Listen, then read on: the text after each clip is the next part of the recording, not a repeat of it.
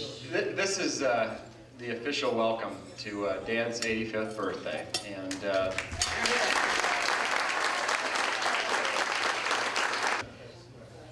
we have a lineup of volunteer spokesmen, some reputable, some unreputable. You can make the choice of who is and who's not. But again, I'd just like to, on behalf of the family, tell Dad thanks, happy birthday, and cheers.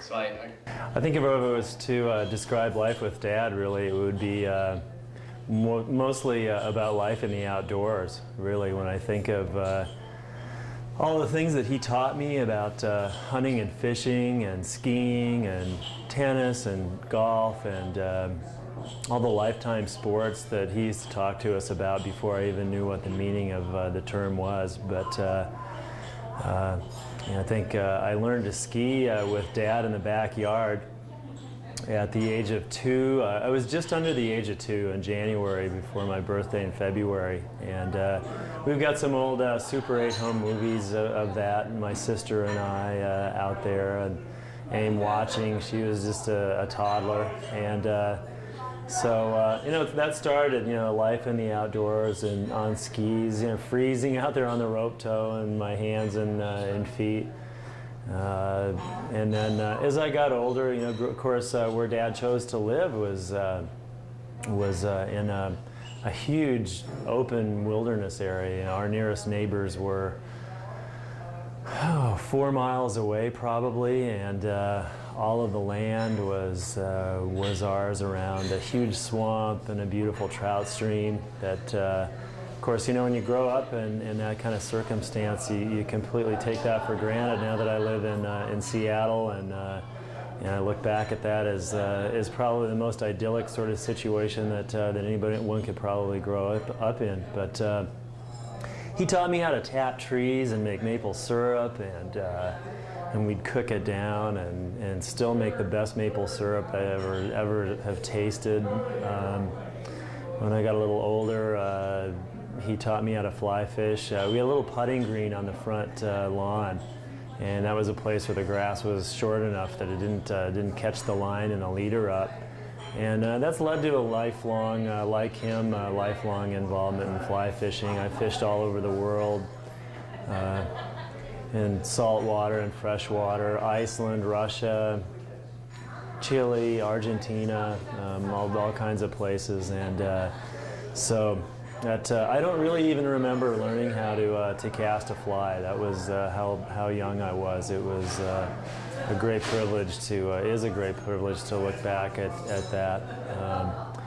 Golfing when I was really young, going out, age 8, 9, 10. I remember 11 definitely playing a lot. In golf schools, lugging. I was so small, lugging those golf bags around. We all had to walk everywhere, and it was a long day at the end of 18. Dad was always a pilot. He got me interested in aviation, an interest that continues to this day, on up through all the different ratings and things that I've done. Those are pretty much all of the things that I've learned from Dad. Really are things that stick with you your whole life. So truly that whole lifetime sport sort of aspect and lifetime interest and activities. Dad's mind is inquisitive. He always taught us all to have an inquisitive mind, an investigative mind, and to try new things and to try out different things. So. While we're not the greatest as a family, a lot of us, at any one particular sport, none of us were ever on the pro golf tour. Or, we probably could have gone on to greater things in skiing, as a family. But we chose to do a really broad cross section of outdoor sports. Like I said, dabbling a little bit in tennis and a lot of other things that we would do. How's the business? You want to talk about From the business side? Yeah, you going to Big Sky and whatever. Well, when I had the chance to go to Montana, that was like a trip into paradise. I worked out there the summer of when I was 18. That was the year that we purchased Big Sky in 1976, and I was out there. The sale closed in June, and I think I got there about 2 weeks later, and I worked there the summer, and